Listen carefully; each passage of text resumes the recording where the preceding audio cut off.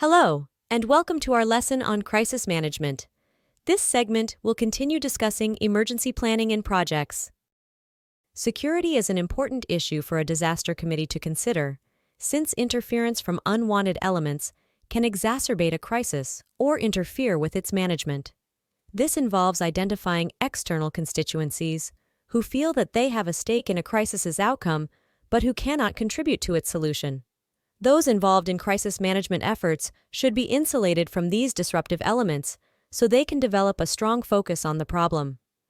In some situations, it is also important that the site of a crisis is physically cut off from these elements, particularly when it continues to represent a danger to the public. In such situations, evacuation procedures are implemented, and it is essential that they are clearly communicated to everyone on a project and reinforced by regular training and mock drills. Developing a culture of collective responsibility. One way of developing a culture of collective responsibility is to communicate everyone's interdependency during a crisis and to clarify and share project risks as much as possible. Most crises demand an injection of extra resources into a project, and if the disaster committee does not identify their source in advance, then a crisis will stimulate negotiations and potential conflicts that will delay a response. Public relations. Public relations are an essential aspect of crisis management, since most types of crises have implications beyond an organization's boundaries.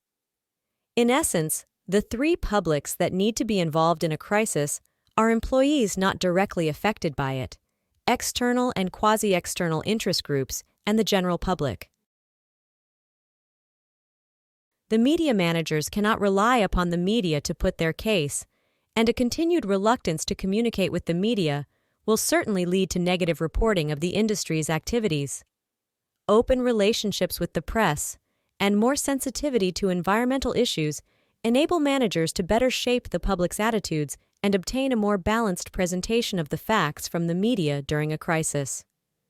One way of ensuring open communication with the press during a crisis is to establish a 24-hour-a-day press office, which has the responsibility of providing factual and up-to-date information to the media and employees. Public relations are best handled by one trained person who is named as an official spokesperson and who has skills in dealing with the media. Post-crisis management. After a crisis, a disaster committee should organize follow-up meetings so lessons can be learned and provided in subsequent crisis management efforts. Everyone affected by a crisis must be involved in this process. In addition to managing the learning process, the disaster committee should also turn its attention to recovery. This can be a lengthy and sensitive process that is likely to be influenced by how well a crisis is managed. It may involve challenges such as conducting investigations into causes, mending damaged relationships, reorganizing the project program, settling ongoing disputes, and reassessing project requirements. At the same time, attention must be given to the long-term consequences of a crisis, such as rectifying damage to the environment or dealing with government or legal investigations.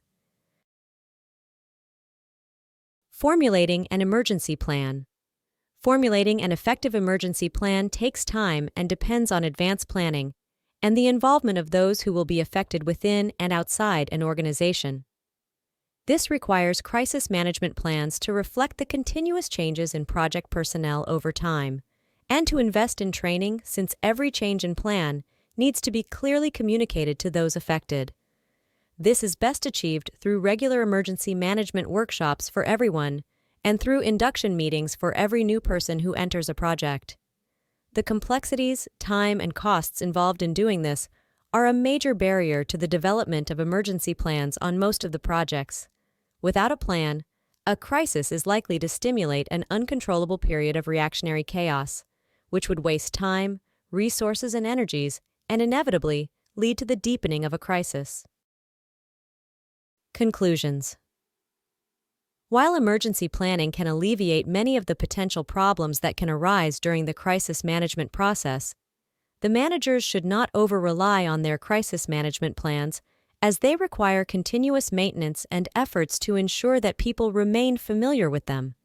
Emergency plans cannot cover all eventualities and can be misinterpreted, ignored, or deliberately distorted during a crisis.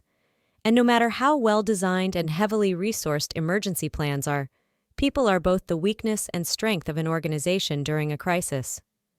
While some people will act selfishly, others will exhibit courage, ingenuity, and commitment beyond the call of duty. There is no substitute for good people and responsive management during a crisis. This is the end of this segment of our lesson.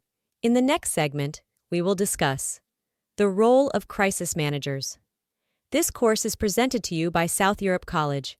Thank you for listening, and see you on our next segment.